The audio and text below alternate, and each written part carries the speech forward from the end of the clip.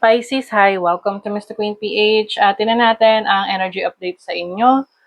August 16 to 31, 2026. General reading, so pwede kayong makarelate, pwedeng hindi, just take what resonates. Another reminder, I will not message you or follow you para mag-offer ng services.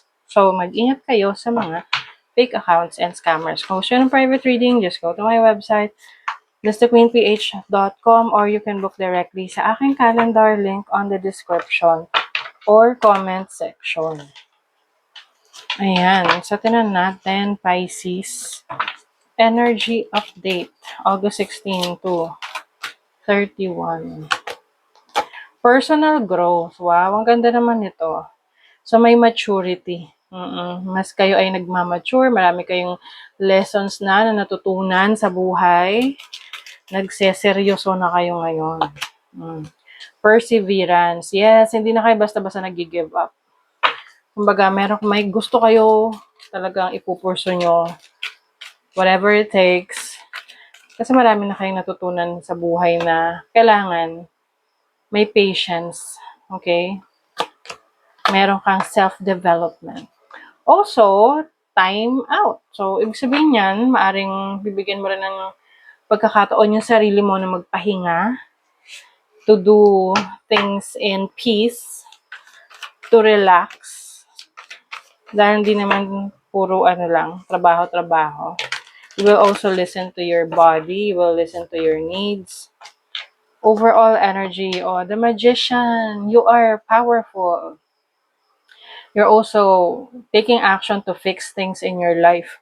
Maari kasing may mga napabayaan ka. Napabayaan mo yung sarili mo, o yung pangarap mo, yung mga goals mo sa buhay. And this time, binabalik mo yung sigla mo.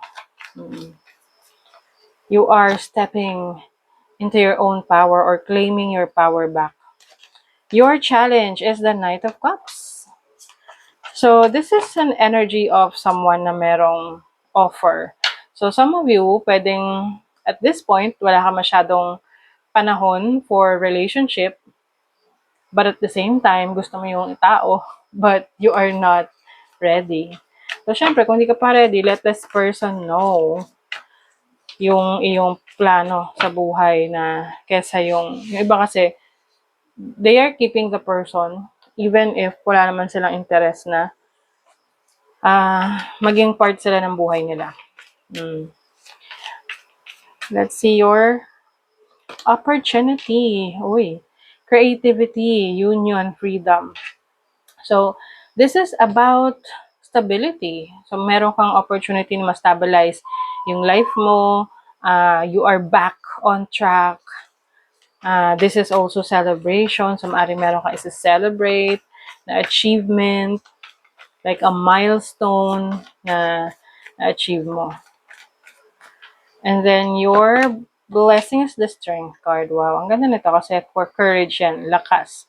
You have the power, you have the control, you have the joy, and also that grit. Yung parang kusang palo, tiwala sa sarili mo. Yung confidence mo na yan, maibabalik mo yan. Lalo na kung merong nagtangkang, i-discourage ka sa maraming bagay. Money, career, finances, Ace of Swords. So, there's success in your finances, career.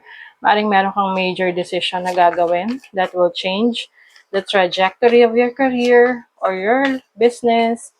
So, whatever this is, kailangan lang magkaroon ka dyan ng commitment.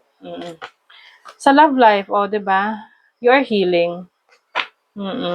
Some of you, pwede kasing may nagtatry na i-win back ka, na bumalik sa buhay mo, pero alam mong hindi na yon okay. So, you are taking your time to heal and also focusing on yourself, personal growth. Kung ano pa yung pwede mong ma-improve sa sarili mo. Universe, we're all just stardust. So, this is humility, no? Alam natin lahat na sino ba tayo para magmalaki ng mga bagay na meron tayo. Eh, kung ikukumpara sa universe, para lang tayong, alikabok, 'di ba? So, it's about humility and gratitude for what you have. So, that is your reading, Pisces. Thank you so much. See you again.